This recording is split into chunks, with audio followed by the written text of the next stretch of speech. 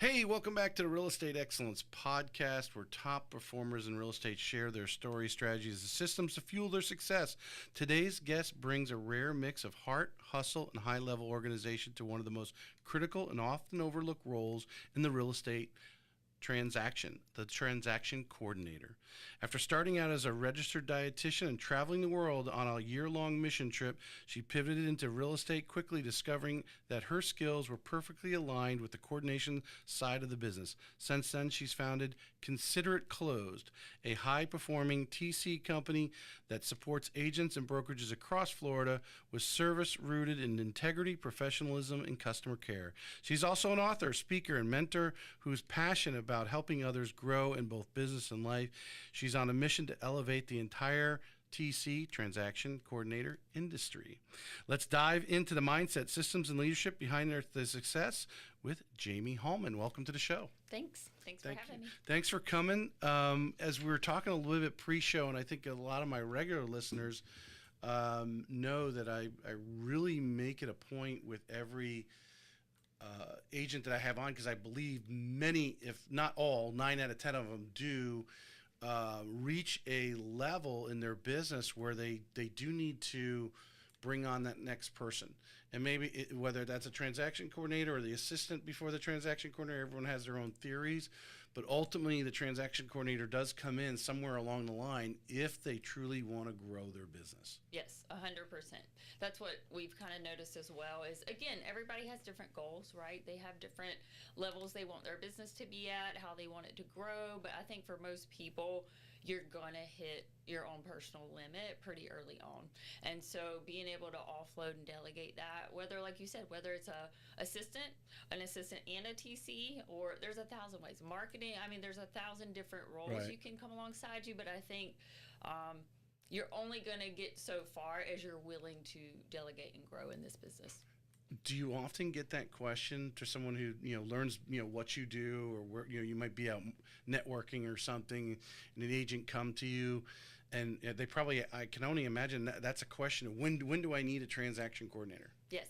And the funny thing is, it's very individual. So we literally have agents that will only they only do maybe 3 deals a year, and they still use us for every single one, because maybe their goal isn't necessarily growth. Their goal is, I don't 100% know my contract and writers and document, and I want to make sure I have an extra set of eyes and someone keeping me on track. And then we'll have people that they are super high volume, and they're bringing us in so that they can do more. Mm-hmm. And so I think whether it's from a customer service standpoint and having someone else come alongside your customers, keep them updated about milestones, whether it's the agent's peace of mind of, hey, I'm not going to miss a deadline or an important document, or whether it's, hey, I need to level up and I'm not going to be able to make as much money as I want doing this by myself. So I don't think there's a right or wrong. It's right. Literally, whether you're doing 2 a year, whether you're doing 150 a year, there's literally a benefit you get from offloading. It just depends on what your goal is. Well, you bring up an interesting point, made me think there while you're making that statement. I know from a loan officer side, I will tell you, I'm at 30,000 feet. I can look at someone's situation, know if a deal can go or not, or whether it possibly has life to it, and put together. But it's really, to me, the processors make me look good because they take it over. They're our transaction coordinators, yep. Right? Processing the loan. They're detail oriented. They're going through and they're going to pinpoint every single thing that obviously the underwriter wants, or when we run it through the automated underwriting and prints that report and says, okay, we need this, this, and this. They're going in through and they're looking at the details. They're dotting the I's, crossing the T's. And that's really what a transaction coordinator is doing for a lot of the agents that they're working for. Yes, I'd say we have that detailed, hyper-organized, efficient mindset, which some agents have, but let's be real. I think it's very unrealistic to think an agent is going to be excellent at customer facing and great in, all of those aspects, and super detailed and organized. And so it's kind of what I have learned is a majority of realtors tend to be very extroverted. They tend to love talking to people. They shine in that area, but sitting down with paperwork and details, and that just drives them bonkers. And not all of them are great at it. And so we get to be, like you said, we get to be the people doing all the detail, diving into that, so that they look really good at what they do, and they get to do what they shine at. Well, there we do have a few agents out there that come from a what's that? They're into the whole process. That's where their background comes. What's God? I can't say. I want to say it's right on the tip of my tongue. But most salespeople are not. Most salespeople are, like you said, they're out there out front. They're not, although they all should know their contract, but really, the details of following up, making sure when the appraisal happens, did this meet the schedule and that sort of thing. They're moving so fast on the surface level, and should be more out front facing anyway. Exactly. To really grow their business. They're not making money sitting there studying a contract that they wrote 3 days ago. Yes. Exactly. Let's go back a little bit. Tell us about young Jamie. She's 18, 19, 20 years old. What did you envision yourself doing for a career? And tell us a little bit of the story between that gap and then obviously, getting into real estate. Yeah. Well, I think it's not unusual in real estate for you to have started somewhere else. And so for me, I was in healthcare. I started out as a registered dietitian. I've always been pretty logical. And so for me, it was like, okay, what's a great career that I'm passionate about that I can find pretty much anywhere? And I was a registered dietitian. Loved it. I've always loved health, fitness, nutrition. Found out you can make a career out of it. I've always loved helping people. So it was great. I served in a lot of different roles. I taught classes, did education, did one-on-one counseling, worked at a diabetes center.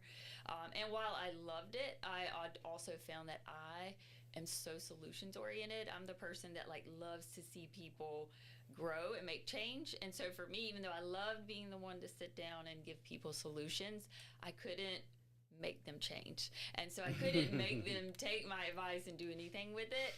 And for me, that was a really hard pain point. And so, long story short, my life kind of got upheaved when in the middle of my career, I decided I felt very led to go on this overseas missions trip for a year, which, as you can imagine, completely changed everything. It changed my mindset. It took me outside of my day-to-day norm, my comforts. And so when I got back, I did a lot of reassessing on the future to look like. And again, it's a long story, but it kind of led into the crazy world of real estate. And my vision was to be an agent. I'm going to be a realtor because I'm great with people. I love talking, that kind of same thing. And when I got in, I had no idea there were so many opportunities and different avenues you could take. And I learned about transaction coordination. I'm like, this is my wheelhouse. Who was the first what was your first person introduce you to it, or first taste of, hey, what's this real estate industry all about? Well, actually my husband. Because he used to be a loan officer back in the day, and that's not what he does anymore. But he's like, you would be great at real estate. And he always loves it. He's that person scrolling Zillow and looking through houses just for fun. And so he was the one that just kept thinking man, this just really lines up with your personality. And I'm like, why not? Let's try it. Let's see what it's about. And once I got into it, I love the fast pace. I love that it's different. But within my realm, there's a lot of structure. There is still, I think what I loved that I was missing in the dietetic world is there's always a solution, and I get to be the one to help make that solution happen. So I don't have to hope someone else does it. Here you go. We can create an amendment. We can change this. We can talk to this person. And so I got a lot of fulfillment from that. That's interesting. You said, I forget who I had on the other day. We were talking about that is the high that you get because you're part of the deal. You're part of making something happen. And the agent, obviously, in this case, is what we're talking about. Working with you, you're helping them solve a problem. Yeah. And I think everyone likes to be part of the solution, right? And obviously, you're able to take your experience because I think one of the values of a transaction coordinator is the value of a processor and underwriter in the mortgage world is you're actually seeing a lot more transactions than the actual point person, the loan officer, or in this case, the real estate agent. Yes. Because you're dealing with multiple real estate agents and seeing different the situations that's going on all the time. That this agent over here may not realize you had a similar problem over here, and this is how you solved it, and you're bringing solutions to the table based on experience. That's an excellent point, and that happens all the time. Where, like you said, we've seen hundreds upon hundreds upon hundreds of transactions, and so pretty much, not every time, but I'd say a majority of time, there's like a snag or an issue or a problem. We, like you said, we've seen it before with another deal, another agent, another brokerage. And so it's seeing how we resolved it that time, what got worked out, what was advised. And that's invaluable. And so it surprised me at first, but it shouldn't, that a lot of our clients, they come to you. No, I'm not a broker, I'm not a real estate attorney, I never try to be one, but they'll come a lot or call me and, hey, Jamie, I had this happen. Like, have you had this happen before? What do you recommend? Because they know, like, the odds are we've probably dealt with it or seen it, and we have. Or I'll say, hey, I've never seen this before, but let me get on the phone with my real estate attorney and let's powwow and figure out what we can do about it. So I think that's the difference too. Is I'm very much invested in, like, we're not just like, oh, what's the minimum we can do? We're like, no, here's a problem. Let's all brainstorm together. Like, how can we help you in this? Well, also obviously talking to a lot of high-level agents, they've worked through this process of having a circle of other top agents that they rely on and have regular conversations. They go maybe have drinks or coffee or lunch or whatever. They're meeting regularly, where I think there's a good chunk of agents out there who don't do that. So the only person they're talking to is you that's on their team. Yes. Especially if they're on one of these cloud brokerages or something. They're not really interacting or going into an office and having this, that you're that person they're confiding in, and here's my problems, and then obviously you're helping them with their solutions in a lot of ways. So tell you got started as an agent. Yes. Tell us how that was. What I think one of the challenges that new people coming into this industry is like choosing a brokerage. They think they know real estate. They think they see the surface level, but don't understand, obviously, and of course you're going even deeper, being to me transaction coordinator, just like a processor. You're deeper than even the agent a lot of times would go in our industry, and what's going on on the backside, or behind the scenes, because you are behind the scenes all the time. But tell us, if you were talking to a new agent coming in, and kind of foreshadowing for them, hey, this is what you should expect. You need to. This is the first thing you should do. You need to find a mentor, whatever it is. How would you coach someone, maybe a girlfriend, said, hey, they wanted to become a real estate agent? What would you share them based on what you know? Yeah, it would definitely. I went through the same phase you were talking about. I had a certain vision of real estate that it changed quickly. You don't realize you are hit at the beginning with so many things at once. You're hit with now you need to join a realtor association, and now MLS, and we have these documents and Supra, and before you even get to the fun stuff that you wanted to do, you're like, the one thing agents don't tend to love, which is like tons of paperwork and tons of fees up front and all of these things. And I think that is so important that you do connect yourself with a higher level agent, and even multiple agents, a broker. Go to your broker, go to anyone that's been doing this a while, and buddy up, because I've never met one that's not willing to talk to someone or give them advice or come alongside them. Because if you try to look at everybody as your competition, I think those are the ones that falter. If you're just looking at everybody like, here's the pie and there's only so many pieces, those tend to be the one that burn out bright, honestly. But the ones that look at this as like, hey, we're all in this together, there's plenty of business for all of us, let me go glean from this person that has failed many times, so that I don't have to do it. I think if I had that, I would have had a much different experience. But I was new to this area. I felt like a lone wolf, and it was overwhelming. I felt like I got bogged down in all the details and all the learning before I really got to get out there and experience some of the fun side of it. What's the important?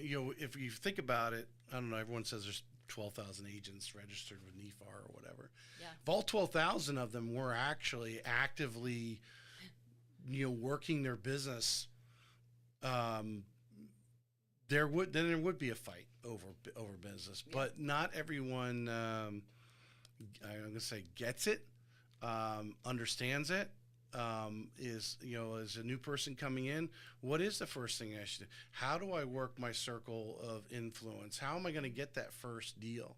Do I need to join a team that gives leads, to get started, so I can get some, hits under my belt and understand what that actual process is? That would be the challenge, I know, for me, because I like to know what's behind the curtain, right?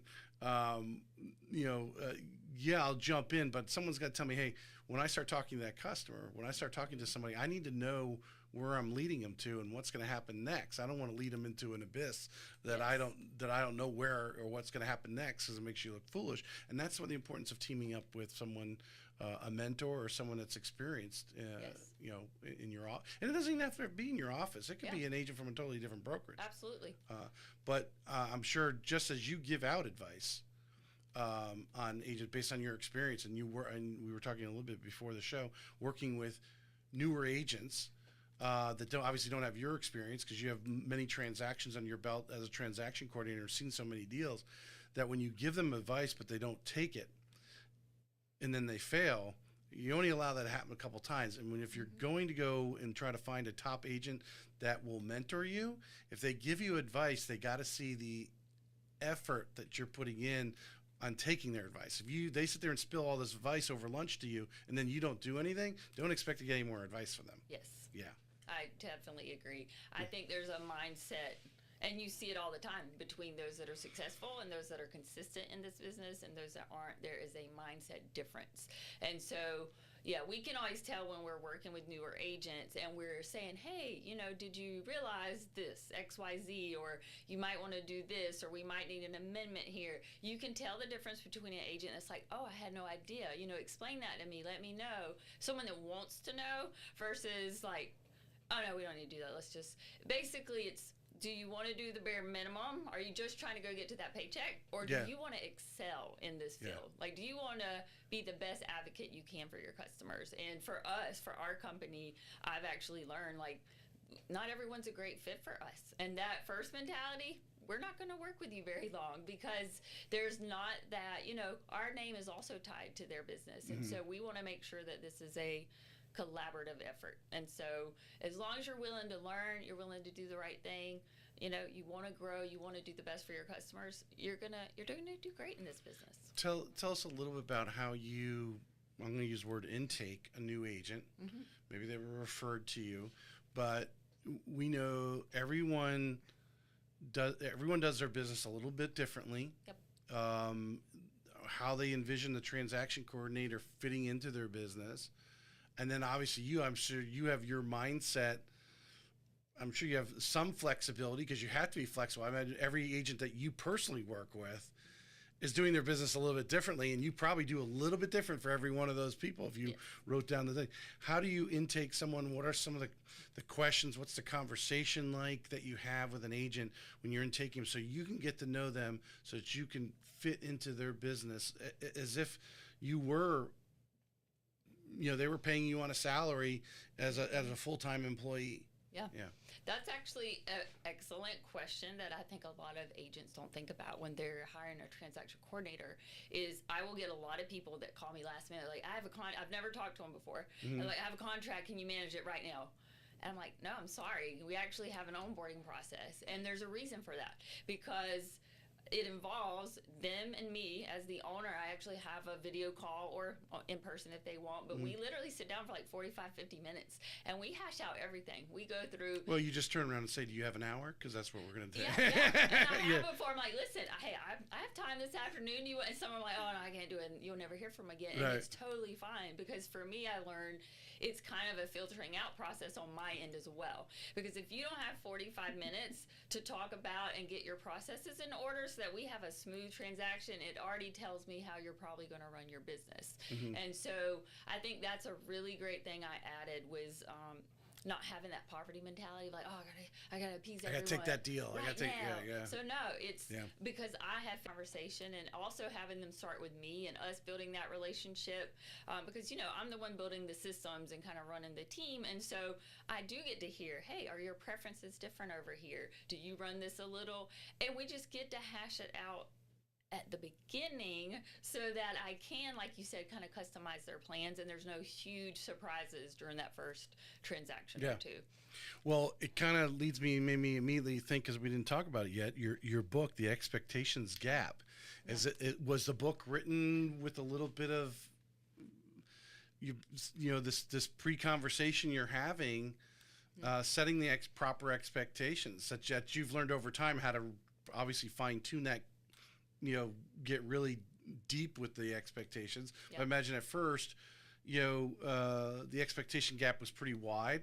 Now you've narrowed it down. But tell me about your book. Yeah. Was it written on this discussion? So yes and no. So the book was written from a lot of personal stuff I learned, like interpersonal relationships and just those dynamics, but 1000% it is affected every way I run my business. And so like the principles in there, all the things that I learned as far as just communication with other people, that's part of my onboarding process. That's part of, I think we were talking about earlier, one of the big things I do as an owner is all of my clients hear from me on a regular basis. So like if I haven't heard from them in a while, I'm checking in. Hey, do you have feedback? What's working well? What's not?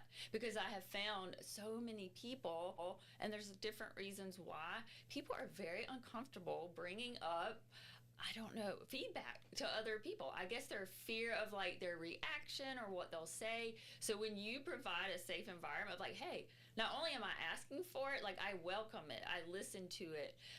It's really interesting that the dynamic that happens and the partnership that's formed. To me, that it's a mindset. As we were talking a little bit before the show, and not to pick on real estate agents, the agents that are listening out there today, this, you're going to laugh when I say it, but,